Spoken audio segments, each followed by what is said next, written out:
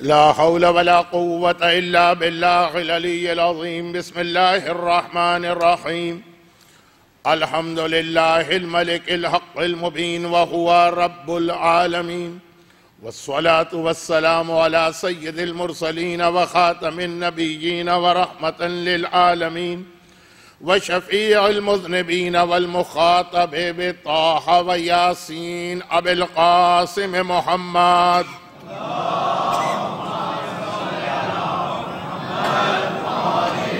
وآله الطيبين الطاهرين المعصومين المظلومين المنتجبين الميامين الذين أذهب الله عنهم الرجس وطهرهم تطهيرا.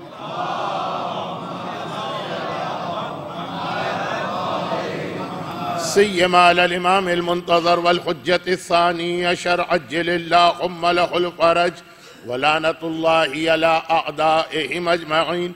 أما بعد، فقد قال الله عز وجل في كتابه المبين وفرقانه المتين وقرآنه المجيد: بسم الله الرحمن الرحيم.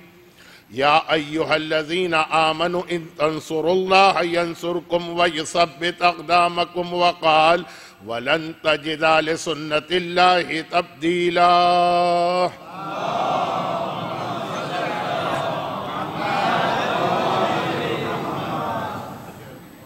اسی مومن نے توجہ دلائی کہ آج ہماری 5ویں مجلس ہوگی 1438 ہجری کے ایام اضحیٰ کے چوتھے عشرے کی، اور اب تک خطبے کے بعد جتنی آیتیں تلاوت کی گئی ہیں سوائے پہلے دن کی پہلی آیت کے کسی آیت کا ترجمہ بھی نہیں ہوا، اور وہ پہلی آیت جو ترجمہ ہوئی وہ ہر ایک کو معلوم: قل هو اللہ احد. تو دراصل وہ تمہید اتنی زیادہ ہو گئی تھی کہ اصل عنوان پر براہ راست گفتگو کا موقع نہیں تھا. یہ جو میں کہہ رہا ہوں کہ براہ راست، کیونکہ ویسے 4 دن وہ ساری باتیں بیان ہوئی جو معرفت اصحاب امام کے سلسلے میں بیان کرنا، باتیں وہی ساری بیان ہوئی، لیکن براہ راست نہیں. ابھی بات ذرا اشاروں میں ہو رہی.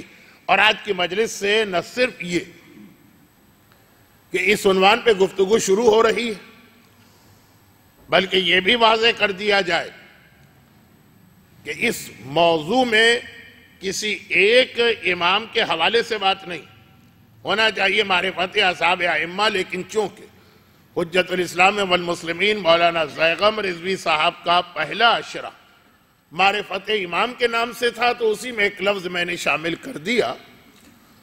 اور یہ بھی کچھ پروردگار کی ہی مصلحت کہ میں اپنے موضوع میں ادھر سے ادھر بہتا اس طرح چلا گیا کہ آج جب یہ گفتگو شروع ہونے والی ہے تو آج کے بعد کل جو رات آنے والی وہ ایک ایسے امام معصوم کی شہادت کی رات ہے کہ جن کے حوالے سے ایک جملہ میں اگر کہہ دوں تو شاید اتنا غلط بھی نہیں ہوگا کہ بدترین صحابی اگر ہمیں نظر آئے تو ان کے زمانے میں کل جس مظلوم امام کی شہادت کی رات ہے، ائمہ طاہرین میں مظلوم ترین اس حوالے سے کہ اپنے ہر وقت ساتھ اٹھنے بیٹھنے والے، محبت کا دعویٰ کرنے والے، نام امام پہ جان قربان کر دینے کی باتیں کرنے والے، اور کس طرح سے نہ صرف یہ کہ امام کا ساتھ چھوڑ کے گئے بلکہ جاتے جاتے کیا خطاب دے کے گئے امام کو، کتنا زخمی کر کے گئے امام کو. اب یہ باتیں کل بیان ہوں گی، لیکن وہ اصحاب امام 2 پہلو بنتے ہیں. تو کل اس امام معصوم کا تذکرہ شہادت میں تو یقیناً بیان ہوگا، لیکن اس سے پہلے والے عنوان میں بھی ارادہ یہی کہ اصحاب امام کے ایک وہ تھے، اور پھر فوراً بعد کربلا کا آقا حسین کے جو کہتا ہے کہ جتنے بہترین صحابی مجھے ملے، آدم سے لے کے قیامت تک کسی ولی خدا کو نہیں ملے۔ اب یہ دو بھائی، اور دونوں کے اصحاب کے حوالے سے دو جملے ہمارے پاس آ گئے، لیکن یہ تو صرف یہ واضح کرنے کے لیے تھا کہ ہمارا موضوع تمہید کی منزل سے گزر کے اصل عنوان پہ آ رہا۔ قرآن کریم کی جس آیت کی تلاوت دراصل خطبے کے بعد بنیادی طور پہ کی جا رہی، یہ وہی آیت ہے کہ جو اصحاب امام کے حوالے سے سب سے اہم پیغام بنتی، زیارت وارثہ۔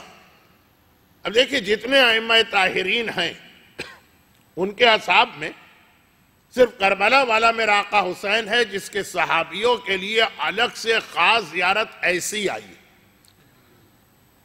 یہ جو اس طرح سے آقا حسین کی زیارت کے ساتھ مل کے پڑھی جاتی ہے کہ اگر کبھی نہ پڑھی جائے تو خود مجمع ہی پوچھتا ہے کہ آقا حسین کی زیارت، حضرت علی اکبر کی زیارت، سائر شہداء کربلا کی زیارت، اصحاب آقا حسین زیارت اس طرح سے آئی اور ایسے الفاظ کے ساتھ آئی ہے، بے ابی و امی، میرے ماں باپ آپ پہ قربان، طیبتم و طابت الارض التی فیہا دفنتم، کربلا کی مٹی خاک شفا ہے، لیکن ہم یہ جملہ اصحاب امام کی زیارت میں کہتے ہیں، یہ آقا حسین کی زیارت کا جملہ نہیں، یہ طیبتم و طابت الارض، آپ بھی پاک ہوئے اور آپ کی وجہ سے وہ زمین پاک ہوئی جس میں آپ دفن ہوئے۔ یہ کس کو آپ کہہ رہے ہیں؟ جون غلام حبشی کو۔ یہ کس کو آپ کہہ رہے ہیں؟ یہ بریر حمدانی کو، یا شوذب کو، یا عابس کو، یا ہلال ابن نافع بجلی کو، یا مسلم ابن اوسجہ کو۔ آقا حسین تو بہت عظیم منزل۔ تو یہ اصحاب امام کربلا والے وہ اصحاب ہیں کہ جن کی خصوصی زیارت اس طرح سے آئی ہے کہ اگر آپ ہر شب جمعہ آقا حسین کو سلام کرتے ہیں تو شہداء کربلا کی زیارت بھی ساتھ میں پڑھتے ہیں۔ اور وہ زیارت شروع میں ہی جو الفاظ آئیں وہ الفاظ قرآن کریم کی اس آیت کے ہیں جسے میں نے پہلے دن سے سرنامے میں تلاوت کیا، یعنی خطبے کے بعد۔ السلام علیکم یا انصار دین اللہ، السلام علیکم یا انصار رسول اللہ، ایک ایک کر کے آپ پنجے تن کے انصار قرار دیتے ہیں۔ آغاز کرتے ہیں السلام علیکم یا انصار دین اللہ۔ شہداء کربلا کی زیارت تو بچے بچے کو یاد ہوتی، اور یہ قرآن کی آیت، یا ایھا الذین آمنوا ان تنصروا اللہ، اے ایمان لانے والو اگر تم اللہ کے مددگار بنو گے، اللہ کی نصرت کرو گے، ینصرکم تو اللہ بھی تمہاری مدد کرے گا، ویثبت اقدامکم۔ یہاں سے اصحاب امام کا پہلا تعارف شروع ہوتا، وہ مددگار ہیں اللہ کے۔ اب اللہ کے مددگار کس حوالے سے؟ تو زیارت میں لفظ آ گیا السلام علیکم یا انصار دین اللہ، جو اللہ کے دین کی مدد کرے گویا وہ اللہ کی مدد کر رہا۔ یہ تو سرنامے کی آیت، اور اسی آیت کے ساتھ میں 2-3 دن سے ایک آیت کی تلاوت کر رہا ہوں، لن تجد لسنت اللہ تبدیلا تحویلا، جو اللہ کا طریقہ ہے آدم سے قیامت تک وہ کبھی نہیں بدلتا۔ اب وہ اللہ کا طریقہ ذرا تمہید وہ والی مکمل ہوئی جو 2 دن چلی، آج کی ایک نئی تمہید ہے جو آج ہی بہت جلدی ختم ہو جائے گی، اور ہم اپنے عنوان پہ آ جائیں گے کہ اللہ کا ایک طریقہ، اور وہ طریقہ سمجھیے تو معرفت اصحاب امام، اور وہ طریقہ یہی ہے کہ اللہ ایک ہے بے نیاز، صمد، اللہ الصمد، ان اللہ لغنی عن العالمین، اور وہ ساری کائنات سے بے نیاز، حتیٰ ہمارے سجدوں کے بھی اس کو ضرورت نہیں ہے۔ ہم سجدے کرتے ہیں، فائدہ پلٹ کے ہم کو ملتا، ہم نافرمانی کرتے ہیں، نقصان ہم کو ملتا۔ جو اکثر کبھی کبھار بحث کے اندر لوگ کہہ دیتے کہ مولانا یہ سجدے آخر اس سے اللہ کو کیا ملے گا؟ اس کے پاس سجدے کرنے کے لیے اتنے فرشتے اور ملائکہ ہیں کہ جو رکوع میں ہے تو رکوع میں ہے، جو سجدے میں ہے تو سجدے میں ہے، جو تسبیح میں ہے تو وہ تسبیح میں ہے۔ ہمارے یہ سجدے اس کو کیا فائدہ پہنچائیں گے؟ یہ ایسا ہی احمقانہ سوال ہے جیسا احمقانہ سوال اگر کسی ڈاکٹر سے کیا جائے، یہ اس سے بھی زیادہ احمقانہ سوال ہے کہ یہ جو آپ نے 5 دوائیں ہم کو لکھ کے دی ہیں، اگر ہم کھا لیں گے تو اس سے آپ کو کیا فائدہ ہوگا؟ ارے میں نے اپنے فائدے کے لیے یہ دوائیں آپ کو نہیں تجویز کی ہیں، یہ آپ کے فائدے کے لیے دوائیں آپ کو تجویز کی۔ یہ سجدے اللہ کو فائدہ پہنچا رہے ہیں، یہ تصوری دل میں کیسے آیا؟ یہ ہمیں اور آپ کو فائدہ پہنچا رہے ہیں اس سجدے سے۔ جو طاقت ہمیں حاصل ہوتی ہے یہ تو بالکل ایک الگ عنوان بن جائے گا نماز کا۔ ارے ہماری عورت کے حجاب سے اللہ کو کیا مل جائے گا؟ اتنا ہی احمقانہ سوال۔ جیسے کسی سرجن سے پوچھا جائے کہ یہ جو آپ ہمارا جسم کاٹنے جا رہے ہیں اس سے آپ کو کیا فائدہ؟ ارے مجھے کوئی فائدہ نہیں، یہ تو میں تمہارے لیے تمہارے جسم کو کاٹ رہا ہوں، ہاتھ کو کاٹ کے پھینک رہا ہوں، پیر کو کاٹ کے پھینک رہا ہوں، گردے کو نکال کے پھینک رہا ہوں۔ تو یہ تمہید میں ایک بات آ گئی نا کہ اللہ بے نیاز، اسے کسی کی ضرورت نہیں ہے، اور ان اللہ علی کل شیء قدیر، وہ ہر شے پہ قدرت رکھتا۔ اور یہی خصوصیت اللہ کی، اللہ اپنے اولیاء کو بھی دیتا۔ اس کے اولیاء اس کے تو محتاج ہیں، اس کے علاوہ کسی اور کے محتاج نہیں۔ کئی دعاؤں میں یہ جملہ کیا ہے، خدا عزت تیری ہے، تیری عزت کی وجہ سے تیرے اولیاء بھی صاحب عزت قرار پاتے ہیں۔ اب یہ بھی اپنی جگہ ایک اہم موضوع تو ہے، لیکن میرا اصل عنوان اپنی جگہ نامکمل رہا جا رہا۔ تو اللہ کا طریقہ یہ ہے کہ اللہ ہر شے پہ قدرت رکھتا ہے، ہر ایک سے بے نیاز ہے۔ ان اللہ لغنی عن العالمین، کائنات سے غنی ہے۔ اور یہ آیت جو آئی ہے خاص طور پر حج کے حوالے سے، کہ جو حج پہ اللہ تمہیں بلا رہا ہے تو اللہ کا کوئی فائدہ نہیں ہے کہ 20 لاکھ آدمی آ جائیں گے تو اللہ کی طاقت بڑھ جائے گی، تمہیں کچھ دینے کے لیے بلا رہا، لیکن وہ پھر حج کا موضوع ایک الگ موضوع بنے گا۔ نہ اسے کوئی وزیر چاہیے، نہ کوئی مشیر چاہیے، نہ کوئی شریک چاہیے۔ یہ جملے 3-4 دن پہلے آ چکے، اور یہی طریقہ کار اس کی حجتوں کا بھی، وہ جس رسول کو بھیجتا جو کہ اللہ کی جانب سے آیا ہے، اللہ کی طاقت لے کے آیا، اسے بھی کسی کی ضرورت نہیں، وہ کسی کا محتاج نہیں اللہ کے علاوہ۔ اور یہی خصوصیت اللہ کے اولیاء کی بھی ہے، جسے وہ ولی بنا کے اس دنیا میں بھیجتا وہ کسی دنیا والے کا محتاج نہیں، مگر پھر بھی آپ دیکھیں گے رسول تنہا اپنے فریضہ رسالت کو انجام نہیں دیتے ہیں، اگرچہ اکیلے فریضہ رسالت انجام دے سکتے ہیں، مگر اکیلے فریضہ رسالت انجام نہیں دیتے۔ ایک ٹیم بناتے، ساتھیوں کو جمع کرتے۔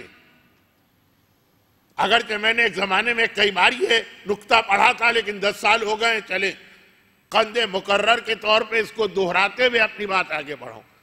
جب اللہ ہر کام اکیلے کر سکتا ہے، نہ وزیر، نہ مشیر، نہ شریک، یہی خصوصیت وہ اپنے نبی کو بھی عطا کرتا، یہی خصوصیت وہ نبی کے وصی اپنے ولی کو بھی عطا کرتا، مگر نبی کو اگر آپ دیکھیں گے تو وہ اکیلا ہر کام انجام نہیں دے رہا، اسے ساتھی، اب یہ لفظ جو میں کہہ رہا ہوں یہ محتاج کے معنی میں، اسے ساتھی چاہیے، وہ محتاج نہیں، لیکن اسے اپنی ایک ٹیم چاہیے، اس ٹیم کی مدد سے وہ اپنے کام کو آگے بڑھاتا ہے۔ لفظ اچھا نہیں لگا نا نبی کے لیے؟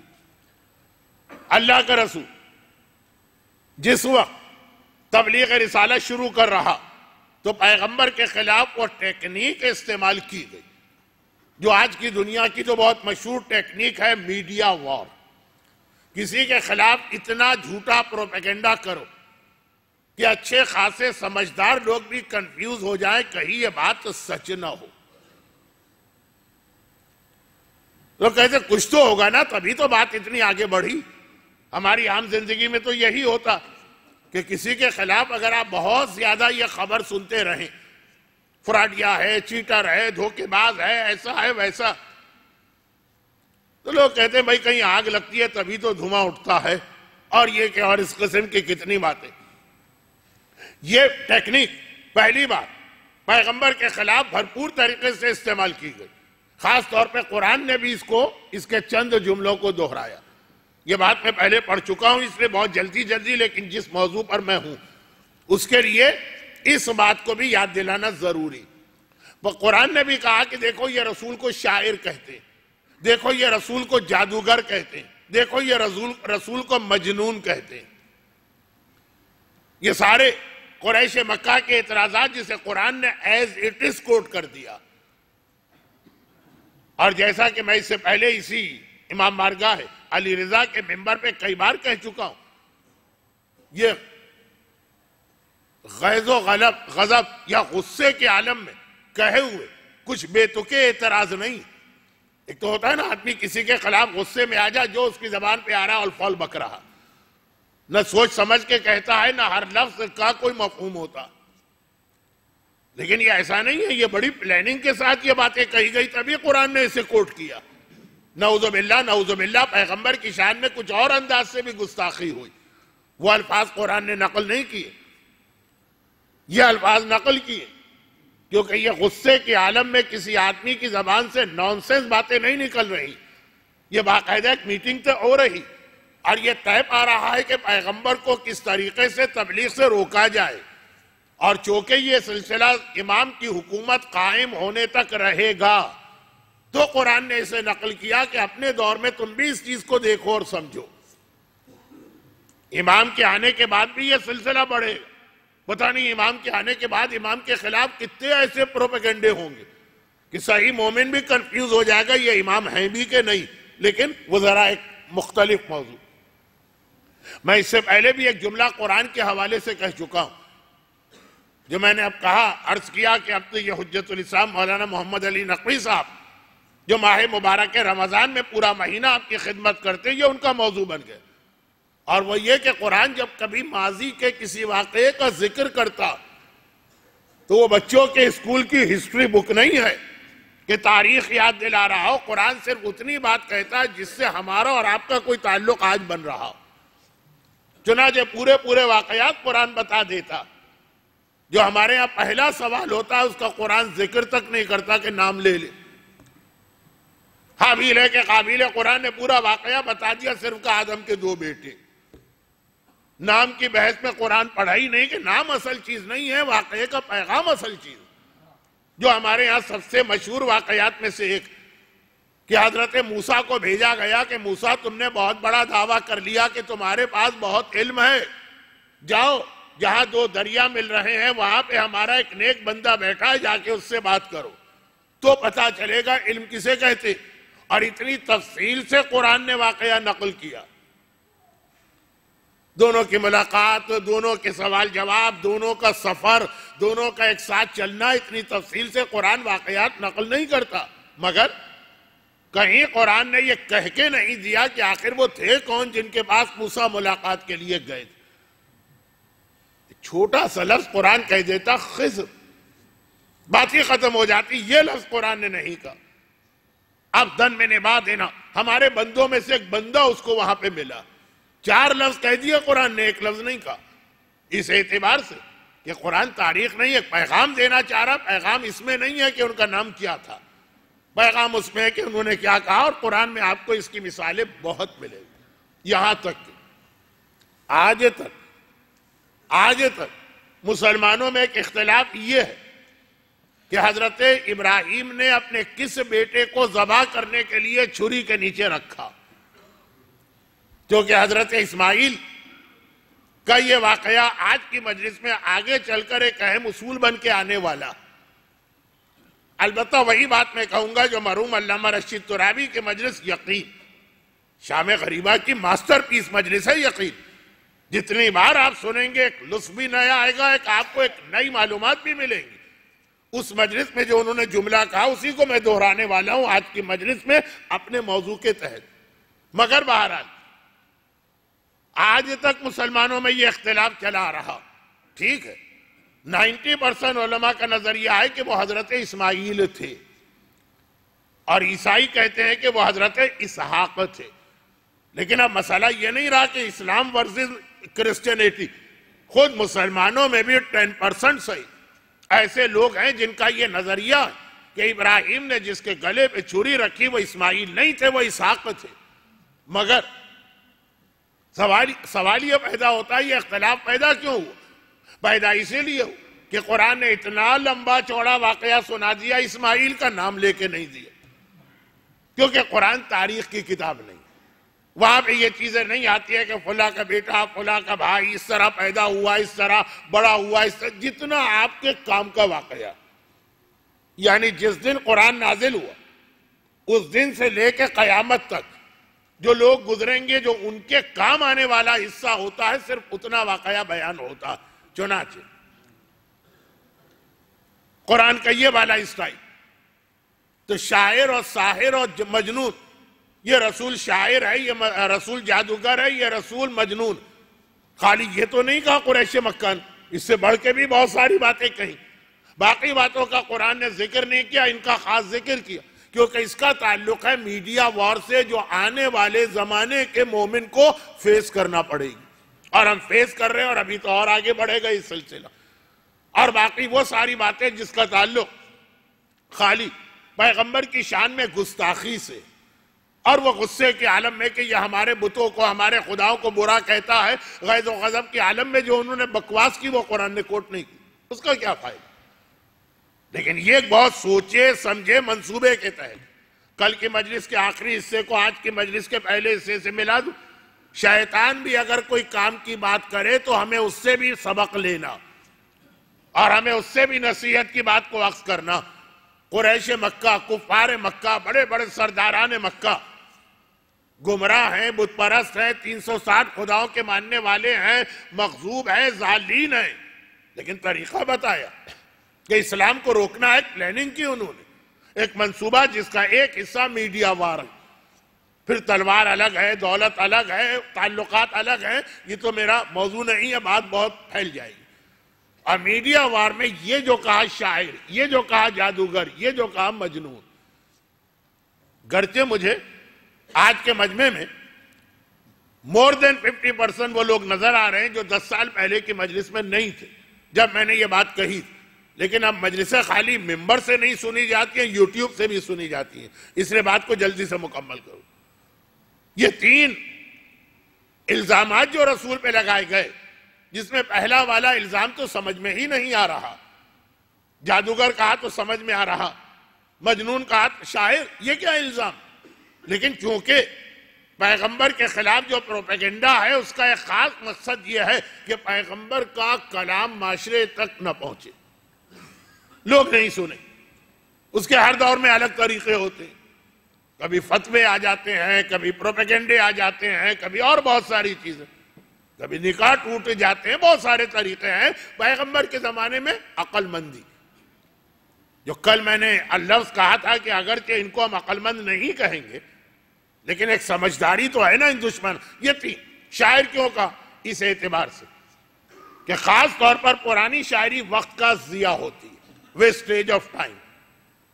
پڑھا لکھا سمجھدار آدمی شاعری کے قریب نہیں ہے، پرانے زمانے اہل بیت والی شاعری نہیں، وہ شاعری جس کو کل میں مذمت کرتے ہوئے قرآن کی آیت نقل کر رہا تھا، جو میرے اوپر بھی پوری اتر رہی، لیکن میرے اوپر تو صرف اس حد تک کہ میں موضوع پہ رہتا نہیں ہوں، ادھر ادھر پھسل جاتا ہوں۔ قرآن نے شاعروں کی کتنی مذمت کی، پیغمبر کی مشہور حدیث بھی ہے کہ کسی آدمی کا پیٹ پیپ اور غلاظتوں سے بھرا ہو، یہ زیادہ اچھا بجائے اس کے کہ شیروں سے اس کا پیٹ بھرا ہوا۔ مفاتیح الجناح میں شیخ عباس نے بھی شب جمعہ کے اعمال میں جہاں یہ مسئلہ لکھا کہ مکروہ ہے شب جمعہ اشعار پڑھنا، چاہے وہ اشعار حق ہی کیوں نہ ہو، اشعار فضائل نہیں، اشعار مرثیہ نہیں، اشعار حق، چاہے وہ حق والے شعر ہی کیوں نہ ہو، پھر بھی کراہیت شدیدہ۔ مکے کی سرزمین کے اندر دوران طواف کے مسجد الحرام میں شعر پڑھنا مکروہ ہے، چاہے شعر حق ہی کیوں نہ ہو، فضائل نہیں، مرثیہ نہیں، شعر حق۔ شعر حق کسے کہتے ہیں؟ کیونکہ شاید مجھے تھوڑا سا موسم کے اثر کی وجہ سے نزلہ ہو رہا ہو تو یہ شعر سے مطلب وہ شعر نہ آ رہا ہو جس کو لائن یا ٹائیگر کہتے ہیں، شعر، پوئٹری واضح کرنا پڑ رہا، عین میں اپنے حلق سے اس وقت نہیں نکال پا رہا ہوں جہاں سے اس کو نکلنا چاہیے۔ خیر، تو شعر حق یعنی عام طور پہ تو شاعر جھوٹی باتیں کہتے ہیں، کہانی اگر سچی بات بھی کہہ رہا ہو، کتنی خوبصورت عمارت ہے، واقعاً وہ عمارت خوبصورت ہے، اس کے لیے 2 شعر کہے، جھوٹ نہیں سچ بول رہا، پھر بھی شب جمعہ مکروہ، دوران طواف مکروہ، مسجد الحرام میں مکروہ، مسجد میں، عام مسجد میں مکروہ، یہ سلسلہ کتنا پھیل رہا ہے، تو آج میں اور بہک رہا ہوں، کل تک جو بہک رہا تھا پھر بھی بہکی حالت میں بھی ایک صحیح بات تو کر رہا تھا نا، اس میں فضول شاعری وقت کا ضیاع، سوائے اہل بیت کی شان میں یا اسلام کی شان میں، لیکن بات ہو رہی ہے جب پیغمبر نے اعلان رسالت کیا اس وقت کی شاعری کیا، چنانچہ پڑھے لکھے سمجھدار لوگ شاعر کی بات سننے کو تیار نہیں ہوتے، سننا تو دور کی بات ہے، اس کے سائے سے بھی بھاگتے تھے، اور کہا کہ جادوگر، کیونکہ جادو اور جادوگری ہمیشہ سے عورتوں کی کمزوری رہی، ڈرتی بہت ہیں عورتیں، بہت گھبراتی ہیں جادو وغیرہ سے، مرد بھی کم نہیں ہے لیکن عورتوں میں زیادہ یہ توہمات ہوتے ہیں، کسی کو نظر لگ گئی، کسی پہ کوئی سایہ ہو گیا، کسی پہ جن آنے لگا، کوئی چڑیل سے کسی کی ملاقات ہو گئی، بچہ پیدا ہوا اور دانت بھی ہے اس کے تو یہ خاندان کے کسی بڑے کو کھا جائے گا، یہ ساری چیزیں عورتوں ہی میں آپ نے سنی ہوں گی، یہ جو توہمات ہوتے ہیں عورتوں کے، وہمی باتیں، اس میں جادوگر تو بہت بڑی چیز، جادوگر تو پھر بھی کچھ نہ کچھ کر کے دکھاتا، وہ صحیح ہے کہ غلط اس سے قطع نظر، شیخ بہائی کے واقعات پڑھ لیجئے، کتنا اس زمانے میں ایران میں جادو کا رواج تھا، تو اس کا توڑ کرنے کے لیے شیخ نے کس طرح علم روحانیت کو استعمال کیا، بڑے دلچسپ واقعات۔ اگر آپ ایک جملہ کہیں کہ کہاں سے پڑھ لے تو میں اس کا جواب وہ دوں گا جو دینا نہیں چاہتا لیکن صرف آج دے رہا، یا آپ چلے جائیے میری یوٹیوب پہ میری مجلس شیخ بہائی پہ جو 90 منٹ کی ہے، اس میں میرے خیال میں 45 منٹ میں نے جادو کے وہ واقعات پڑھے جو شیخ کے ساتھ مقابلہ ہوا، خیر وہ الگ چیز ہو گئی، واپس آ جائیے، جادو، عورتیں بہت ڈرتی ہیں، عورتیں بہت گھبراتی ہیں جادو سے، چنانچہ ایک بہت مختصر واقعہ جو میں ہمیشہ یہاں پہ پڑھتا ہوں، آج بھی سن لیجئے، جب ہمیشہ پڑھتا ہوں تو آج کیوں نہ پڑھوں، جب اتنی باتیں آج آپ نے پرانی سن لی ہیں تو یہ بھی سن لیجئے، جب اللہ کے رسول نے مکے میں ایک بوڑھی عورت کی اس وقت مدد کی جب سارا مکہ پیغمبر کے خلاف کر دیا گیا تھا، ہر طرف پروپیگنڈا، اب پورا مکہ پیغمبر کے خلاف تھا، تو پیغمبر نے یہ منظر دیکھا کہ ایک بوڑھی عورت پانی کی مشک اٹھا کے اپنے گھر جا رہی، پانی کی مشک اٹھانا آسان چیز نہیں ہے، دنیا میں سب سے ہیوی یا بھاری چیزوں میں پانی کا وزن ہوتا، وہ تو عباس علمدار ہی چاہیے کہ جو اس پانی کی بھری ہوئی مشک کو لے کے آ رہے ہیں، عالم اسلام کو بچا رہے ہیں، اور ایک نیزے کی مدد سے سارے لشکر یزید کو اس طرح سے فرار اختیار کرنے پہ مجبور کیا کہ عمر سعد گھبرا کے ہرملہ کے پاس پہلی مرتبہ عاشور کے دن گیا، روکو عباس کو، 3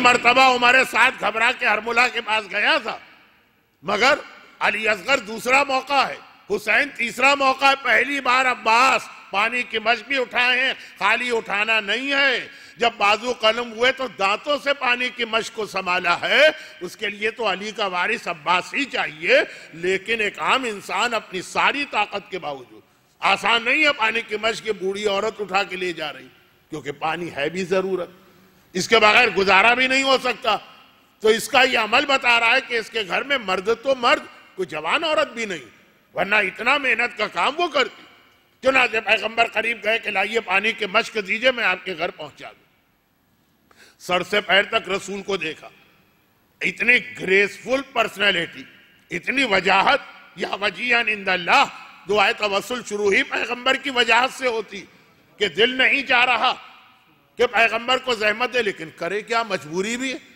گھر میں پانی نہیں ہے، پانی کے بغیر تو گزارا نہیں ہے، چنانچہ پیغمبر کو مشک دی، جیسے ہی پیغمبر نے مشک پہنچائی، یاد ہے نا آپ کو اس کا جملہ، کہا کہ اے شخص ایسے وقت میں تو نے میری مدد کی، دل چاہتا ہے تیری کوئی خدمت کروں لیکن میرے پاس کچھ ہے ہی نہیں، اگر اس کے پاس آدھا درہم بھی ہوتا تو کسی بھشتی یا ماشکی کو دے کے پانی بھروا لیتی، خود یہ پانی اٹھانے کی زحمت نہیں کرتی، یعنی غربت الگ ہے۔ اب میں ایک ہی نصیحت کر سکتی ہوں، بوڑھی عورت، بڑھاپے، اولڈ از گولڈ، خالی انگریزی کا محاورہ نہیں ہے، مولا بھی فرماتے جوان کے جوش سے زیادہ مجھے بوڑھے کی دانشمندی پسند ہوتی ہے، جو سوچ سمجھ کے فیصلے کرتے ہیں۔ خیر، تو بات یہ ہو رہی ہے کہ بوڑھی عورت کہا کہ میں ایک نصیحت کرتی ہوں، اور یہ بھی اس لیے کہ میں چاہتی ہوں کہ مکے میں تجھ جیسا شریف آدمی باقی رہے، ورنہ باقی تو مکے میں کتنے لوگوں نے یہ منظر دیکھا، یہ مجمع عام سڑک میں سے گزر رہی، ایک نے آگے بڑھ کے پیشکش نہیں کی۔ اور وہ یہ کہ جو مکے میں آج کل ایک جادوگر آیا ہوا ہے اس سے بچ کے رہے۔ یہ بوڑھی عورت جو اتنی معاشرے سے کٹی ہوئی ہے کہ اس کے گھر میں اگر پیاس کی وجہ سے بری حالت ہے تو کوئی مرد، کوئی عورت، کوئی رشتہ دار، کوئی پڑوسی اس کی مدد کو تیار نہیں ہے، خود پانی بھر کے لانا پڑ رہا۔ اتنا لوگوں نے اس کو ٹھکرایا ہوا ہے یا نظر انداز کیا ہے یا اگنور کیا۔ اس کو بھی یہ اطلاع مل چکی ہے کہ مکے میں جادوگر آیا۔ وہ آج کل کا زمانہ تو ہے نہیں کہ آپ کے اس نے فیس بک پہ دیکھا ہوگا، فیس بک تو ہر ایک کے پاس آ گئی ہے نا۔ ہم نے اپنی ماسی سے پوچھا بھئی 3 دن سے غائب تھی، کہاں چلی گئی؟ کہا اچانک موت ہو گئی تھی تو میں گاؤں چلی گئی۔ تو بتا تو دیتی، کہا میں نے فیس بک پہ اپنا اسٹیٹس اپڈیٹ کیا تھا، آپ نے نہیں دیکھا؟ یہ ماسی کہہ رہی کہ میں نے اپنا اسٹیٹس اپڈیٹ کر دیا تھا، سب کو وہاں سے۔ تو اب یہ آج کا ماحول کوئی تھوڑی ہے کہ گھر کی ماسیاں بھی فیس بک پہ اپنا اسٹیٹس اپڈیٹ کرتی ہیں یا یہ سنیپ شاٹ یا واٹس اپ۔ پرانا زمانہ، گھر میں بیٹھنے والی عورت جو پورے معاشرے سے اتنا کٹی ہے کہ پانی بھی کوئی اس کو پلانے کو تیار نہیں، وہ بھی جانتی ہے کہ مکے میں جادوگر آ گئے۔ اور خالی یہ نہیں، کہہ رہی ہے اس سے بچ کے رہنا۔ یہ جادوگر کا لیبل یا الزام پیغمبر پہ لگایا اسی لیے تھا کہ ہر عورت دوسری سے کہے۔ یہ الگ بات ہے کہ جو وجہ اس نے بتائی، یہ وجہ نبوت و امامت پر ہر دور میں پوری اترتی ہے۔ نعوذ باللہ، یہ جادوگر نہیں ہے۔ وہ پیغمبر کو جس وجہ سے جادوگر سمجھ رہی ہے وہ نبی برق اور امام برق کی بھی خاصیت ہے۔ توہین نہ ہو رہی ہو، میں بہت ڈرتے ڈرتے بات کہوں، جادوگر آیا ہوا اس سے بچ کے رہنا۔ کیونکہ قرآن نے ہاروت و ماروت کا جو واقعہ سورہ بقرہ میں نقل کیا، اب میں نے ادھر ادھر آج نہیں پھسلوں گا، آج بالکل اپنے موضوع پہ رہوں گا۔ ہاروت ماروت جن کو معلوم ہے، نہیں معلوم ہے وہ بھی چھوڑ دیں۔ لیکن خلاصہ یہ نکالا کہ وہ جو جادوگر تھے بابل کے، وہ تفرقہ ڈالتے تھے، وہ سیپریشن کراتے تھے، شوہر اور بیوی کے درمیان صحیح، لیکن بہرحال لوگوں کو جدا کرتے تھے۔ جادوگر کی سب سے بڑی یہی خاصیت ہوتی۔ کہا کہ مکے میں ایک جادوگر آیا جس نے باپ کو بیٹے سے الگ کر دیا ہے، شوہر کو بیوی سے الگ کر دیا ہے، بھائی کو بھائی سے الگ کر دیا ہے، ماں کو اولاد سے الگ کر دیا۔ جادوگر کی جو خاصیت ہے وہ اس عورت کو نظر بھی آ رہی ہے کہ ہر گھر کے اندر جھگڑا اور ہنگامہ، باپ بیٹے کا جھگڑا ہے، ماں بیٹی کا جھگڑا ہے، بھائی بھائی کا جھگڑا ہے، اور جھگڑا ہوگا بھی۔ میں نے کہا نا، یہ رسالت و امامت کی بھی خصوصیت بن جائے گی، نعوذ باللہ۔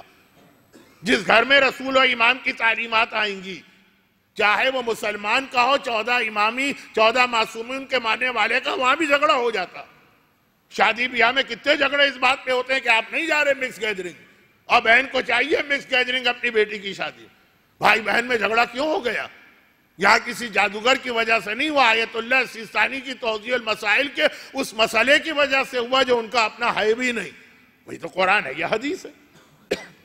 آج بھی جھگڑے ہوتے ہیں کہ نہیں ہوتے؟ کہ اگر آپ اٹھ کے آ جائیں اس شادی کی محفل سے کیونکہ گانے شروع ہو گئے، کیا خوشی سے قبول کرے گا وہ آدمی؟ ہم مولویوں کو تو پھر بھی لوگ رعایت دے دیتے ہیں کہ ہاں بھائی مولانا صاحب ذرا 5 منٹ تو بند کر دو، پھر تو یہ چلے ہی جائیں گے، نہیں جائیں گے تو ہم ان کو رخصت کر دیں گے۔ لیکن آپ حضرات کو تو یہ رعایت بھی نہیں ملے گی۔ 2-3 دن سے یہ باتیں ہو رہی ہیں، اس کی بھی ایک وجہ کہ یہ باتیں کیوں ہو رہی ہیں، کیونکہ آج آپ دیکھیں گے کہ نمازی گھرانوں میں بھی، پردے دار گھرانوں میں بھی، پابند خمس گھرانوں میں بھی، ہر سال 4 مرتبہ زیارت پر جانے والے گھرانوں میں بھی، ہر سال حج پر جانے والے گھرانوں میں بھی وہ گناہ اگر بند ہو گئے، لیکن یہ گناہ اب تک باقی۔ تو ابھی مزید یہ تو اور بات ہوگی، میں فی الحال آج بہت سنبھال کے اپنے آپ کو چلا رہا ہوں، پھر بھی ایک آدھ مرتبہ ادھر ادھر بے احتیاطی ہو گئی۔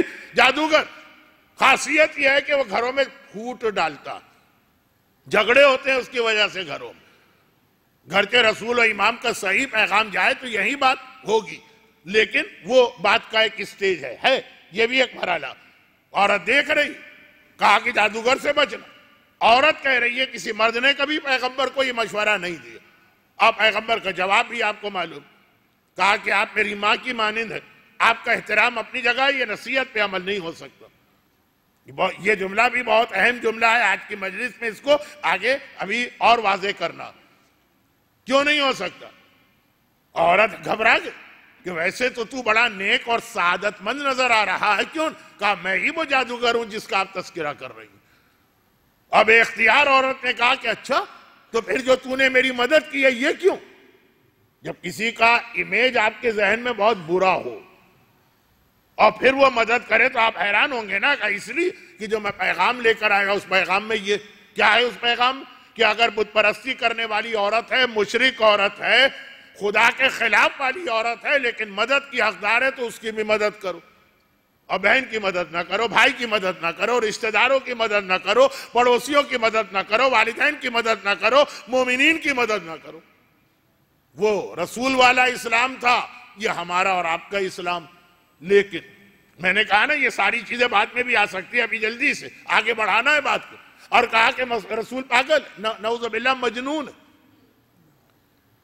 پھر جملہ دہرا دوں، مجمع تھوڑی دیر کے بعد تھوڑا بڑھ جاتا تو یہ ذرا سلسلہ ملانا پڑتا. قریش نے پیغمبر کے خلاف تہمتیں تو بہت لگائیں. قرآن نے ہر ایک کو سیریس نہیں لیا، ہر ایک کا ذکر نہیں کیا. یہ 3 کو خاص طور پہ قرآن نے منشن کیا کیونکہ یہ 3 کے پیچھے ایک بہت بڑا مقصد تھا. کہا یہ مجنون اس لیے کہا کہ بچے. یہ کسی پاگل آدمی کے پیچھے پڑ جاتے ہیں، اگر پتہ چل جائے کہ پاگل ہے اتنا اس کا مذاق اڑاتے ہیں، اس کی کوئی بات نہیں سنتے. میں اس کو بڑے مزے سے 10 سال پہلے بیان کر چکا ہوں. 40 منٹ لگے تھے لیکن مجھے خود آپ کے وقت کا احساس. سنی ہوئی بات کو اتنا زیادہ سنانے کا کوئی فائدہ نہیں.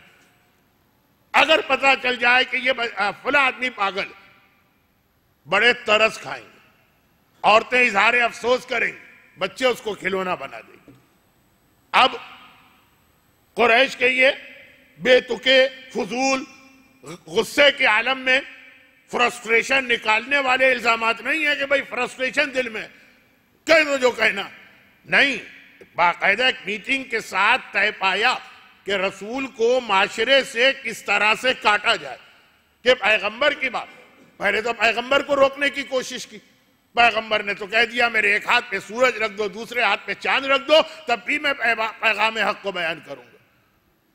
اور اللہ کو اپنے حبیب کی یہ ادا اتنی پسند آئی. کہا کہ یہ تو نہ تجھے سورج دے سکتے ہیں نہ چاند دے سکتے ہیں، لیکن تو نے میری محبت میں، میرے پیغام کی محبت میں اتنا بڑا جملہ کہا تو تیرے ایک ہاتھ کے اشارے سے سورج پلٹے گا، دوسرے ہاتھ کے اشارے سے چاند کے 2 ٹکڑے ہوں گے.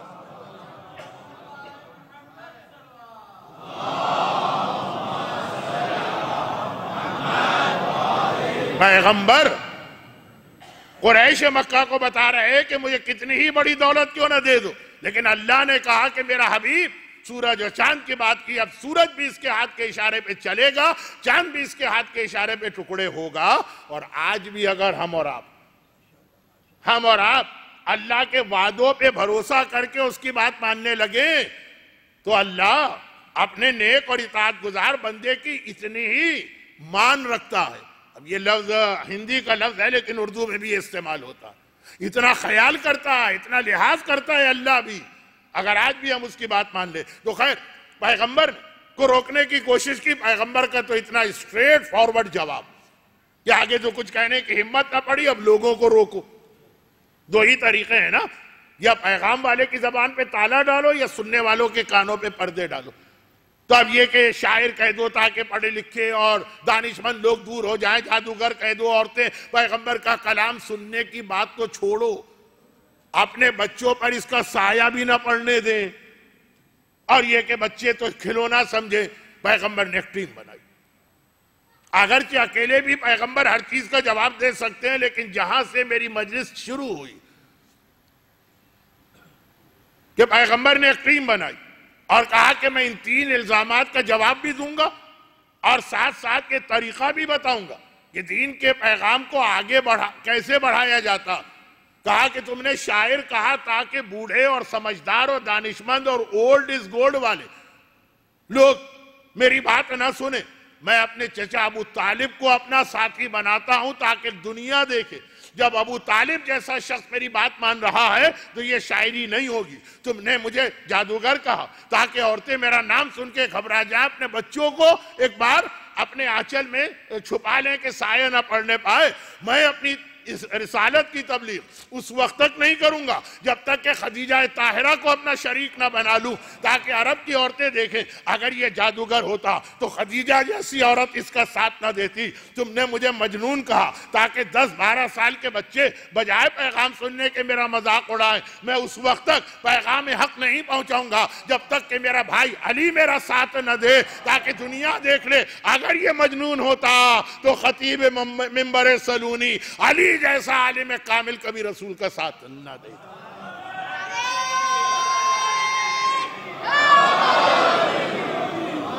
ٹیم بنتی ہے دین کا کام پھیلانے کے، رسول اکیلے بھی یہ سارے کام کر سکتے ہیں، لیکن ایک جانب تو عرب کے اس پروپیگنڈے کا جواب دیا۔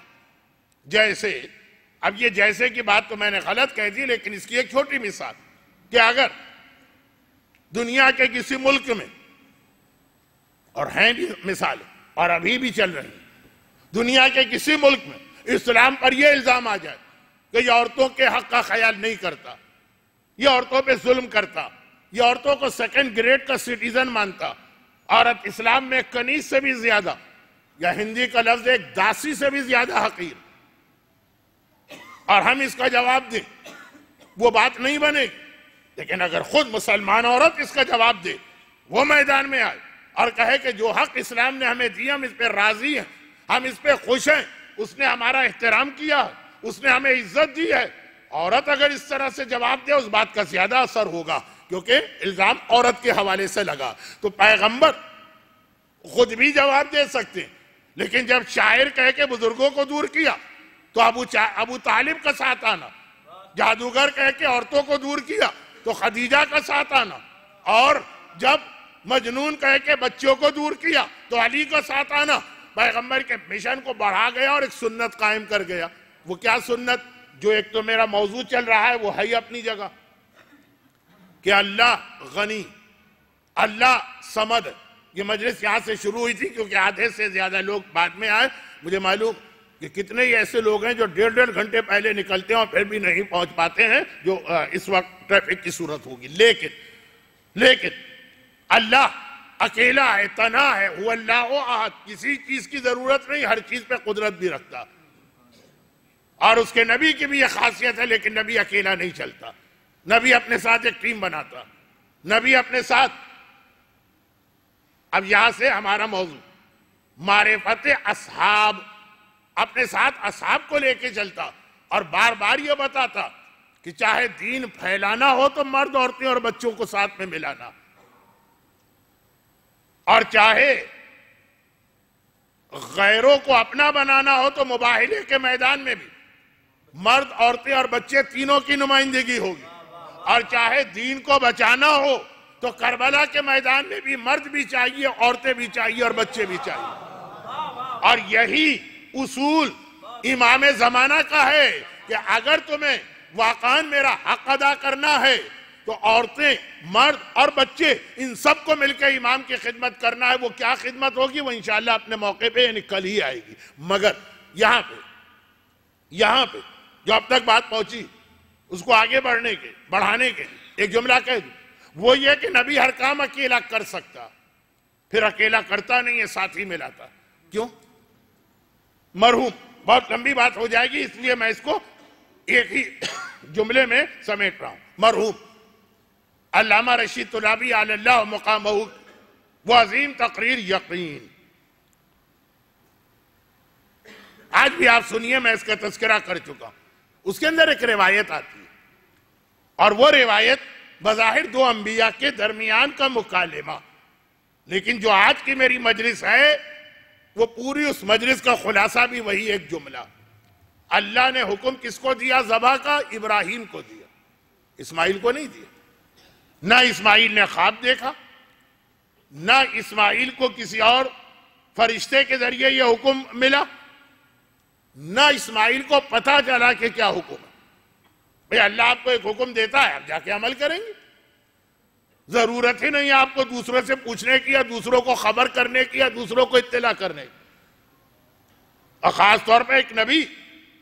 لیکن نہیں، کیا قرآن کیا کہتا ہے کہ ابراہیم نے اسماعیل کو بلایا مرنے والے کے قریب، اس کی آخری مشکل کو آسان کرنے کے لیے۔ جو سب سے اہم قرآنی سورے ہیں سورہ یاسین اور اس کے فوراً بعد والا سورہ صافات، جو ہمارے ہاں پڑھنا تو درکنار، اکثر لوگوں کو یہ حکم شرعی پتہ بھی نہیں۔ آیت اللہ سیستانی کی توضیح المسائل کو ابھی دیکھ لیجئے اپنے آئی فون کے اوپر، سورہ یاسین اور سورہ صافات، جو میں اکثر شب جمعہ کہتا ہوں کہ مرنے والے کو ثواب پہنچانے کے لیے سورہ فاتحہ اور سورہ انا انزلنا، بہت انا انزلنا کا فائدہ مرنے والے کو ہے، ہمارے یہاں رائج نہیں ہے معاشرے۔ سورہ یاسین بہت مشہور ہے، سورہ صافات ہر شب جمعہ نہ پڑھے، ہر مرنے والے کے پاس نہ پڑھے تو کم از کم ایک بار تو یہ سوچ کر پڑھ لے کہ کیا اس سورے میں ایسا پیغام ہے کہ مرنے والے کی مشکلات آسان کرنے کے لیے۔ تھوڑا سمجھ بھی گئے ہوں گے کہ ایک سوال میرے پاس آیا ہوگا کہ وہ جو عذاب بتایا روح نکلنے کا، تو اس کا کوئی حل؟ میں نے اس وقت بھی کہا تھا کہ اسلام پھر حل بتاتا ہے، تو سورہ صافات میں پورا واقعہ آیا۔ حتی بلغ معہ السعی، جب ابراہیم کا بیٹا اتنا بڑا ہو گیا کہ باپ کے ساتھ چلنے پھرنے اور دوڑنے کے قابل ہو گیا، بہت چھوٹا بچہ بھی نہیں، چھوٹا ناسمجھ بچہ، گھر کے نبی ناسمجھ نہیں ہوتا لیکن پیغام تو دنیا کو دینا، اتنا بڑا ہو گیا سمجھدار۔ ابراہیم نے بلایا اور کہا نا کہ بیٹا میں نے یہ حکم خدا آیا ہے، میں تیرے گلے پہ چھری پھیرنا چاہتا ہوں۔ اور قرآن ہی کا جملہ ہے جس سے علماء فضائل کا ایک بہت ہی مشہور نقطہ آپ کے سامنے پیش کرتے ہیں کہ ایک مرتبہ اسماعیل کا جواب بھی قرآن میں ستجدنی انشاءاللہ من الصابرین، اے خدا فافعل ما تؤمر، جو آپ کو حکم دیا ہے اے ابراہیم بابا اس پہ عمل کرے، آپ مجھے صابرین میں پائیں گے۔ یہ قرآن کی آیت ہے، اور اس سے آپ فضائل کا مشہور نقطہ بھی سنتے ہیں جو میں اس لیے پڑھوں کہ لوگ یہ نہ خیال کریں کہ میں فضائل اہل بیت کو نہیں مانتا ہوں، میرے پاس وقت نہیں ہے تو میں تیز بہت بیان کرتا ہوں باتیں، آپ کو شاید سانس لینے کا موقع بھی نہ ملتا ہو، لیکن یہاں پہ کتنا مشہور جملہ، جب ابراہیم نے اسماعیل کو بلا کے کہا کہ تیرے گلے پہ چھری پھیرنا ہے تو کہا کہ آپ یہ عمل کر لیں، ستجدنی من الصابرین، آپ مجھے صبر کرنے والوں میں پائیں گے۔ اور جب پیغمبر نے کہا کہ آئے علی میرے بستر پہ سو جاؤ، علی نے کہا کہ میرے سو جانے سے آپ کی جان بچ جائے گی، پیغمبر نے کہا تو علی نے شکر کا سجدہ انجام دیا۔ وہی خبر اسماعیل کو ملی کہ تیری موت ہے تو کہا میں صبر کرتا ہوں، وہی خبر علی کو ملی تو کہا کہ میں شکر کرتا ہوں۔ صبر ہمیشہ مصیبت کے وقت کیا جاتا ہے، شکر ہمیشہ نعمت کے وقت کیا جاتا ہے۔ جسے ایک نبی مصیبت سمجھ رہا اسے میرا مولا علی اللہ کی ایک نعمت سمجھ رہا۔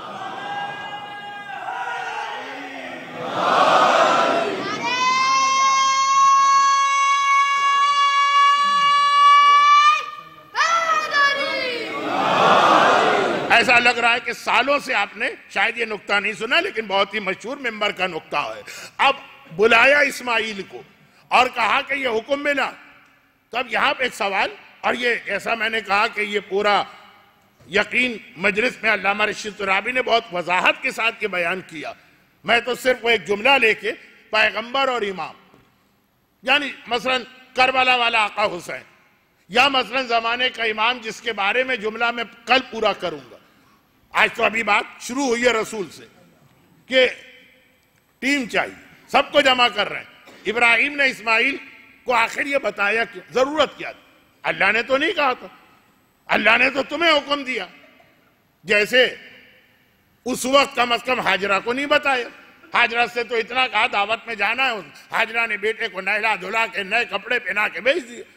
اسماعیل سے کہا کہ میں تمہیں ذبح کرنے لے جا رہا ہوں۔ تو یہی تو ایک جملہ تھا جس کی وضاحت میں آپ یقین مجلس سن لیجئے گا تو آپ کو بہت مزہ آئے گا۔ میں اس وقت ٹائم اتنا زیادہ گزر گیا ہے اور باتیں اتنی رہ گئی ہیں کہ وہ مزے والی منزل پہ نہیں ہو، صرف جملہ کہتا ہوں۔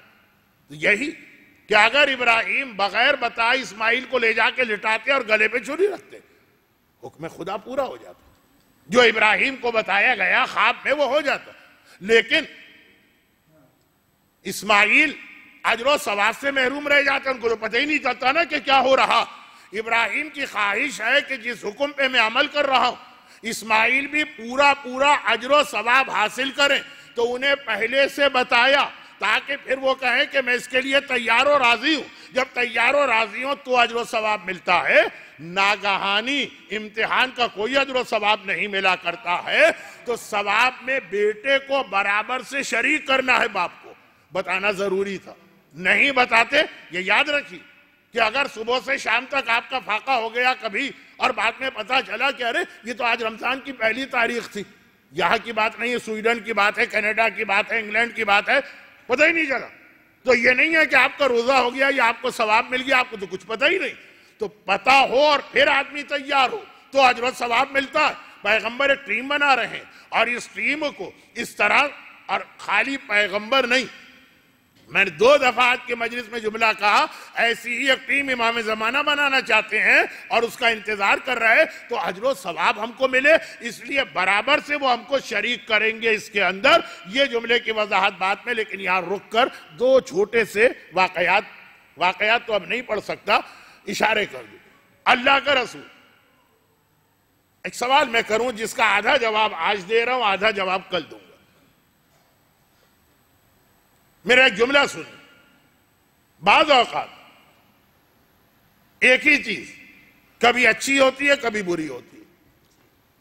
لقمان حکیم غلام ہے کسی کے، آقا نے کہا کل میرے وی آئی پی مہمان آ رہے ہیں، بہترین جو ڈش ہے وہ تیار کر کے لانا۔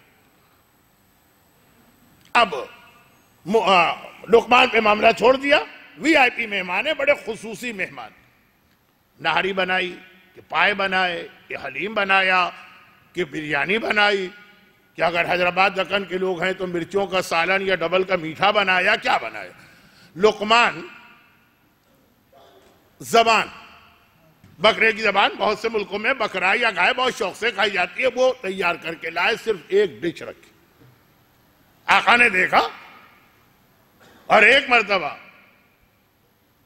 غیظ و غضب میں بھی آ گیا، لیکن اب کیا کریں، پرانا زمانہ ہے، ہوٹل تو نہیں کھلے کہ فوراً آرڈر کرے گا ٹیلی فون کے اوپر اور وہاں سے آج آپ تو جو پکایا پکایا۔ کہ لقمان میں نے کہا تھا بہترین چیز پکا کے لانا، کہ زبان سے بہترین چیز کون سی؟ اسی سے انسان کلمہ پڑھتا ہے، اسی سے انسان تلاوت قرآن یعنی جو بھی اس زمانے کا قرآن ہو، اسی سے ذکر خدا ہوتا ہے، اسی سے مومنین کا دل خوش کیا جاتا ہے، اسی سے والدین کی خدمت کی جاتی ہے، اسی سے لوگوں کا حق ادا کیا جاتا ہے، اسی سے جنت خریدی جاتی ہے، اسی سے انسان عذاب جہنم سے بچتا۔ یہ دعائیں آپ پڑھتے ہیں عذاب جہنم سے بچنے کی زبان سے، اب کیا بولے آقا؟ بعض اوقات ایسی چیز ہے کہ مذہب کا نام آ جاتا ہے، آپ تل ملا کے تو رہ جاتے ہیں، لیکن اب کیسے بولے رسول اور امام کے خلاف؟ اچھا ٹھیک، کل ایسا کرو کہ میں اپنے کچھ دشمنوں کو بلا رہا ہوں، سب سے خراب چیز پکا کے لانا، جو سب سے بدترین ڈش ہو۔ ہر عورت کچھ کھانے بہت اچھے بناتی ہے، کچھ کھانے بہت خراب بناتی ہے، پھوڑ عورتیں تو ہر کھانا خراب بناتی ہیں، انہیں ایک ہی طریقہ پتا ہے، کھٹائی ڈال دو کھانا کھٹا ہو جائے گا تو ہر کھانا کھا لیا جاتا ہے، لیکن خیر۔ تو لقمان اگلے دن وہی زبان پکا کے لے گئے۔ اب آقا کو موقع ملا، کہا لقمان کل میں نے کہا تھا بہترین چیز پکا کے لاؤ تو تم زبان پکا کے لے آئے تھے، اور آج میں نے کہا بدترین چیز تب بھی تم یہی زبان۔ کہا اس سے بری چیز کیا؟ جس سے آدمی دوسروں کی برائی کرتا ہے، غیبتیں کرتا ہے، گانے گاتا ہے، اللہ کے خلاف جاتا ہے، رسول کے خلاف جاتا ہے، جہنم خریدتا ہے، جنت کو اپنے آپ سے دور کرتا ہے۔ یہ سارے گناہ جو ہیں، لکھنؤ کی عورتوں کی زبان بولوں کیونکہ آج کچھ عورتوں کے کھانے کی بات آ گئی، اسی للو بیگم کا کرشمہ، یہ جو زبان ہے نا ہمارے منہ میں، یہ سارے گناہ، بدترین گناہ زبان کے ذریعے ہوتے ہیں۔ آفات اللسان، زبان کی آفتیں، سب سے زیادہ جو لوگ جہنم خریدتے ہیں وہ اپنی زبان کے ذریعے سے خریدا کرتے ہیں۔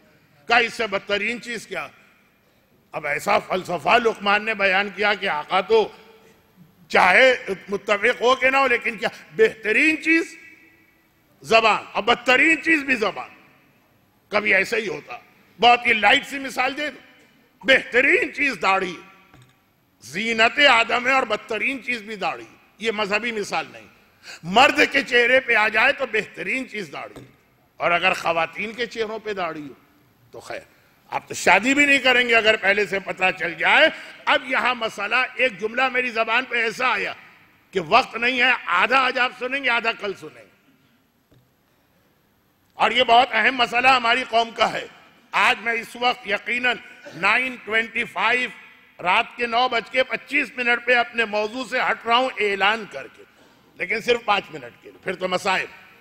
اور وہ یہ کہ ہماری قوم کا ایک بہت بڑا مسئلہ، اور وہ یہ ہے کہ استخارہ دیکھنا۔ استخارہ بہت دیکھتے ہیں ہمارے لوگ، بلکہ بعض علماء کی ساری زندگی کی محنتیں صرف استخارہ دیکھنے میں گزرتی ہیں کہ اسی وقت عالم یاد آتا ہے جب استخارہ، مولانا استخارہ دیکھ لی۔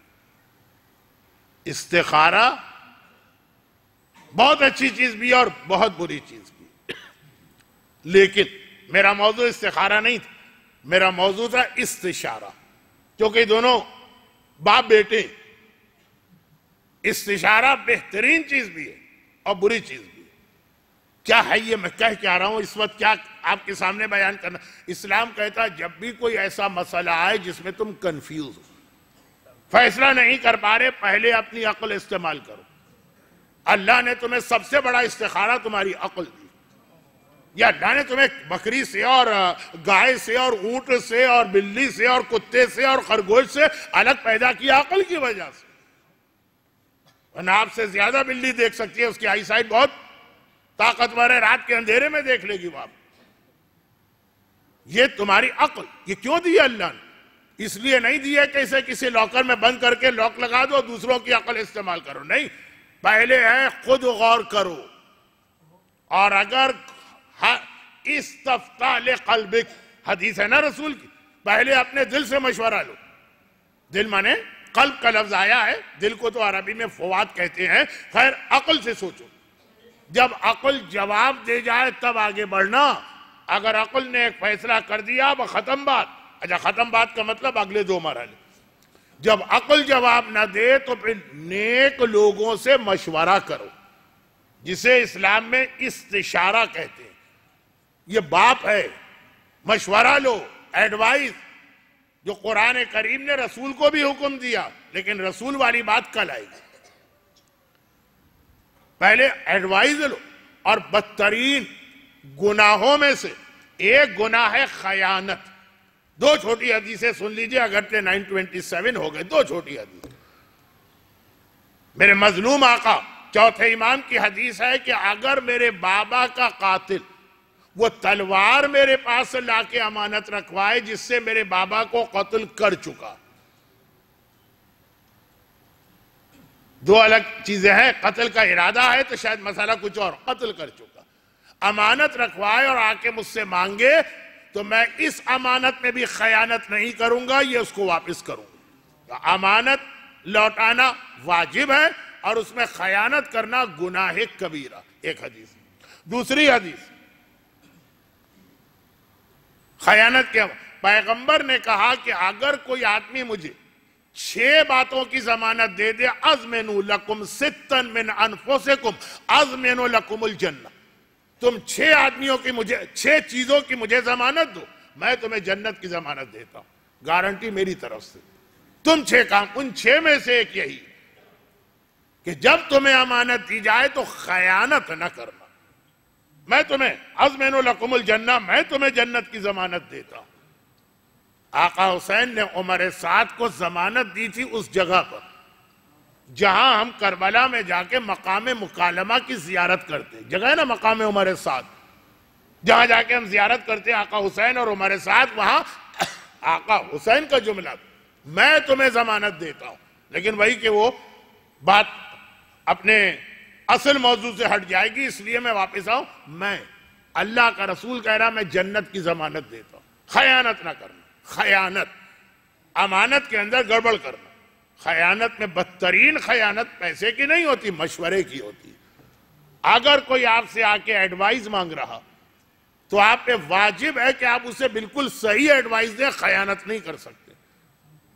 یہاں تو اس کے لیے اسلام نے بعض بڑے بڑے گناہ جائز کر دیے ہیں، جہاں مشورے کی بات، کوئی اپنی بیٹی کی شادی کرنے جا رہا ہے ایسی جگہ یا گڑبڑ جگہ، آپ سے پوچھنے آیا آپ نے سوچا میں کیوں بلا وجہ اس مسئلے میں اپنی ٹانگ اڑاؤں؟ نہ لینا نہ دینا، یہ کچھ مجھے دے رہے ہیں، نہ وہ میرا کوئی نقصان پہنچا رہا ہے، آپ نے غلط مشورہ دے دیا کہ بھئی مولانا کیسے نہ دیں، ہم کیسے بتا دیں اس کی خرابیاں؟ غیبت جائز ہے، بعض اوقات واجب، ہر ایک کو مسئلہ معلوم ہے، شاید بچے کو معلوم نہ ہو۔ مشورے کے موقع پر مشورہ، اور یہ مومن کا دوسرے مومن پہ اہم ترین حق میں سے ایک حق ہے کہ کوئی مشورہ مانگے تو اسے مشورہ دو بھی، اور صحیح دو۔ اسلام کہتا ہے جب عقل جواب دے جائے تو صاحبان ایمان سے مشورہ لو، اچھے مومن، اور اگر وہ بھی مشورہ نہ دے سکیں، یا یہ کہ ان کے مشوروں میں ایسا اختلاف ہو جائے کہ آپ پر، تب استخارے پہ جاؤ۔ استخارہ تیسرے مرحلے پر ہے۔ آیت اللہ سیستانی کی کتاب جدید فقہی مسائل، اردو نام لے رہا ہوں، جا کے دیکھ لیجئے لاسٹ چیپٹر۔ جب عقل کام نہ کرے، پہلے عقل ہے اپنی عقل، پھر دوسروں کی عقل کو ملا کے، اور پھر جا کے استخارہ۔ یہاں عقل بتا بھی رہی ہے کہ یہ شادی بہت اچھی لگ رہی ہے، پھر بھی استخارہ کر لو۔ یہ استخارے کا موضوع ہی نہیں ہے، موقع ہی نہیں ہے، محل ہی نہیں ہے۔ شاید فارسی میں بہت مشہور محاورہ، درکار خیر حاجت استخارہ نہیں۔ جب آپ کی عقل نے کہہ دیا کہ چیز اچھی، بلکہ عقل نہ بھی کہے تو مشورہ لو۔ پیغمبر کے زندگی کے دو بہت مشہور مشورے، وہاں سے یہ بات وہاں مل رہی ہے جا کے، لیکن آج نہیں، اب وقت نہیں رہا۔ میں ماتم جیسی اہم عبادت کے وقت کو کم نہیں کرنا چاہتا، وہ بھی اپنی جگہ ایک بہت ہی اہم عبادت، لیکن یہ جو ہماری قوم کا ایک مزاج بن گیا نا کہ ہر کام میں فوراً استخارہ، غلط بھی جواب آئے گا جب ابھی استخارے کا موقع ہی نہیں آیا۔ سٹیجز ہے نا، جیسے آپ نماز کے اندر نماز پڑھنا نہیں ہے، ترتیب لازم ہے۔ آپ نے سجدہ پہلے کر لیا اور آپ نے الحمد کا سورہ بعد میں پڑھ لیا۔ مولانا زمین پر ہی بیٹھے تھے، بار بار اٹھنا مشکل ہوتا، آپ نے کہا سجدے پہلے کر لو، پھر کھڑے ہو کے الحمد پڑھ لو۔ یا جیسے ایک ایسے ہی نیم ملا خطرہ ایمان نے فتویٰ بتایا کہ ایک صاحب نے کہا کہ میں واش روم میں گیا، ٹوائلٹ گیا، تو جو لوٹا تھا پانی لے کے گیا، لوٹے کے اندر سوراخ تھا، پانی بہہ رہا ہے، اب جتنی دیر میں بیٹھوں گا سارا پانی ختم ہو جائے گا۔ کوئی بات نہیں، پہلے طہارت کر لو، بعد میں جو نجاست ہے وہ بعد میں کر لینا۔ ارے ترتیب ہے، یہ کیا کہ پہلے پاک کر لو اپنے آپ کو، بعد میں جو کچھ ہوتا رہے، ممبر سے نام لیتے ہوئے بھی حیا رہی۔ استخارہ ترتیب، ایسا نہیں ہے کہ جب آپ کا دل چاہا آپ نے قرآن اٹھایا، عالم کے ہاتھ میں تھمایا، مولانا استخارہ دیکھ لیجئے، وہ آپ سے نہیں پوچھیں گے، وہ آپ کو دیکھنا ہے کیا میں پہلے خوب غور کر کے آیا ہوں، پھر میں نے مشورہ مانگا ہے لوگوں سے، اچھے لوگوں سے، اور پھر استخارے پہ آیا ہوں کہ ڈائریکٹ استخارے پہ آ گیا ہوں۔ پیغمبر نے مشورے مانگے، استخارہ تو اس لیے آ گیا کہ بہت اچھی چیز ہے اگر ترتیب میں تیسرے مرحلے پر آئے، اور بہت بری چیز ہے اگر آپ ڈائریکٹ استخارے سے بات شروع کر رہے ہیں۔ لیکن بات اصل موضوع معرفت اصحاب امام، مشورہ، لیکن مشورہ بھی کب ہے؟ پہلے اپنی عقل۔ مشورہ دینے والے تو آقا حسین کو بھی آ کے کیا کیا مشورے نہ دے رہے، اور جیسا کہ ایک لفظ میں نے بار بار کہا، اچھے لوگوں سے مشورہ، نیک دیندار، تو آقا حسین کو مشورہ دینے والے بہت نیک اور دیندار لوگ بھی تھے، لیکن مشورہ ہمارے اور آپ کے لیے بھی دوسرے مرحلے پر ہے، پہلے نہیں۔ کس نے مشورہ دیا؟ ام ہانی نے مشورہ دیا۔ ام ہانی کون؟ سگی پھوپھی۔ مولا علی کو اللہ نے ایک ہی بہن تو دی تھی، 4 بھائیوں کی ایک بہن۔ ام البنین کے بارے میں تو بہرحال ایک اختلاف ہے کہ ان کے 4 بیٹے تھے تو کوئی بیٹی تھی کہ نہیں تھی۔ اور اگرچہ آپ لوگ جو جا رہے ہیں زیارت پہ بہت بڑی عبادت کرنے، جب مسجد کوفہ کے سامنے جناب رقیہ کی زیارت پڑھیں گے، اس میں لفظ یہی ہے کہ یا السلام علیک یا بنت ام البنین، ام البنین کی بیٹی آپ کو میرا سلام۔ لیکن وہ زیارت بھی جو کہ کوئی معتبر تو ہے نہیں، اختلاف۔ لیکن فاطمہ بنت اسد کو اللہ نے ایک بیٹی دی ہے، ام ہانی، مشورہ دیا۔ حسین مدینے سے مت نکل. ام ہانی کا اسٹیٹس کوئی کم ہے؟ وہ عورت جن کے گھر کو اللہ نے کہا کہ مسجد الحرام سمجھو، پیغمبر ان کے گھر سے معراج پر گئے، قرآن نے کہا سبحان الذی اسری بعبدہ لیلا من المسجد الحرام. مشورہ کس نے دیا؟ ام سلمہ نے، جن کے مشورے کو رسول نے یہ کہہ کے سراہا کہ آج تک دنیا میں کسی مرد نے اتنا اچھا مشورہ نہیں دیا جتنا ام سلمہ نے دیا. جو واقعہ اصل میں وہی آنا تھا، کل آ جائے گا، لیکن حسین کو مشورہ دے رہی. مشورہ کس نے دیا؟ کل بات آئی عبداللہ ابن عباس، مولا علی کے چچا زاد بھائی، یعنی حسین کے تو چچا ہو گئے اور سمدھی بھی ہیں مولا علی کے. عبداللہ ابن عباس کی بیٹی لبابہ علمدار کربلا ابو الفضل عباس کی بیوی تھی، بڑا محترم گھرانہ ہے. مشورہ دیا کوفے نہ جانا. عبداللہ ابن جعفر طیار، جن کے لیے میرے مولا کا ایک ایسا جملہ جو رسول اللہ کا، رسول نے کہا اگر علی نہ ہوتے تو فاطمہ کی شادی ہو ہی نہیں سکتی. اس کائنات میں کون ہے جو فاطمہ کا کفو یا ہمسر؟ اور مولا نے کہا کہ اگر میرے بھائی جعفر طیار کا بیٹا عبداللہ نہ ہوتا تو زینب ساری زندگی بغیر شادی کے بیٹھی رہتی. زینب کبریٰ کے اسٹیٹس پہ کون آدمی؟ عبداللہ. مشورہ دیا کہ نہیں دیا؟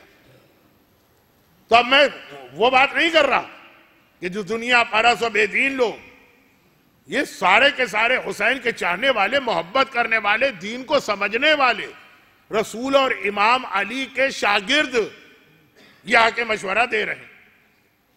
جہاں سے مجلس شروع ہوئی تھی کہ نبی اور امام ہر کام تنتنا کر سکتا ہے کیونکہ وہ اللہ کا نمائندہ. حسین نے کسی کا مشورہ نہیں مانا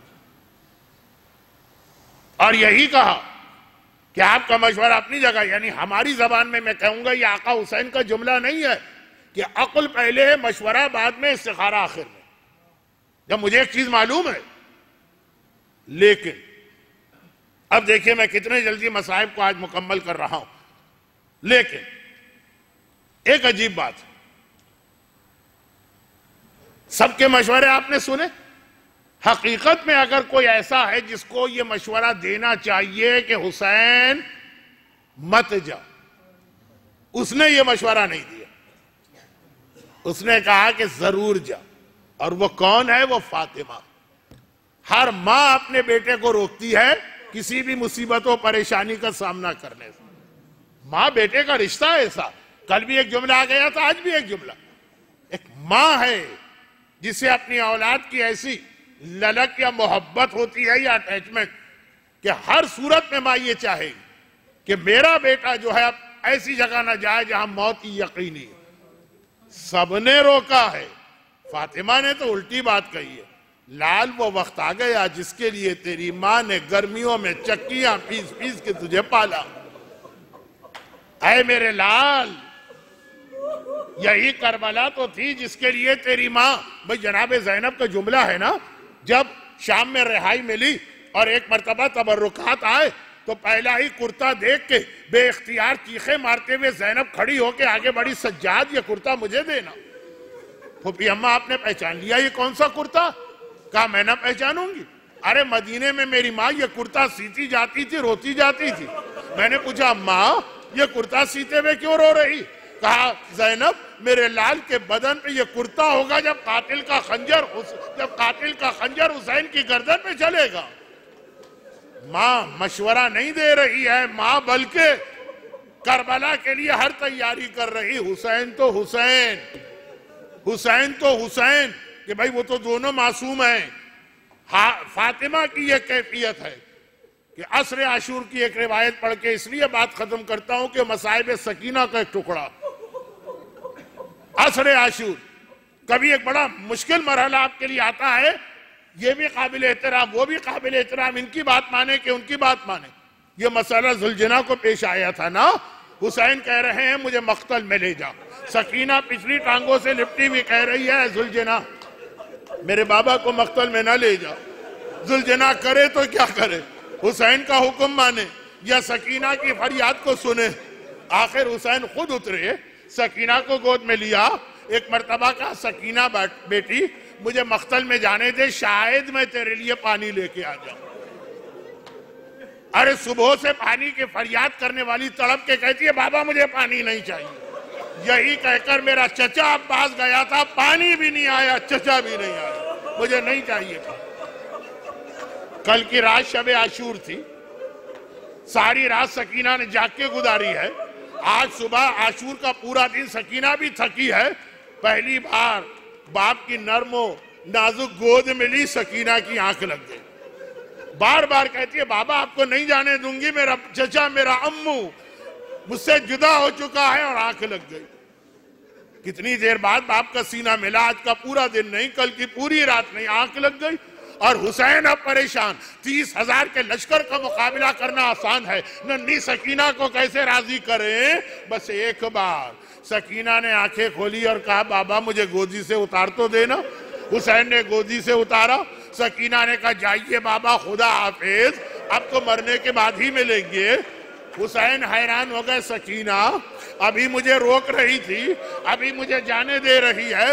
کہا بابا جیسے ہی آنکھ لگی خواب میں میری دادی فاطمہ آئیں، مجھ سے کہا سکینہ بیٹی میرے حسین کا راستہ نہ روک، وہ وقت آ گیا ہے جس کے لیے میں نے اپنے لال کو پالا ہے۔ بابا دادی کا حکم آ گیا، جائیے خدا بندہ صاحبان ایمان کے اس گریے کا واسطہ ان کو اور ان کے گھروں کو اور ان کی اولادوں کو دنیا آخرت کی ہر پریشانی سے محفوظ فرما۔ پروردگارا ان کی تمام حاجتیں پوری فرما، مرتے دم تک بلکہ جنت میں بھی انہیں حسین کا ماتمی اور عزادار بنا کے داخل فرما۔ ظہور امام زمانہ میں تعجیل فرما۔ ماتم حسین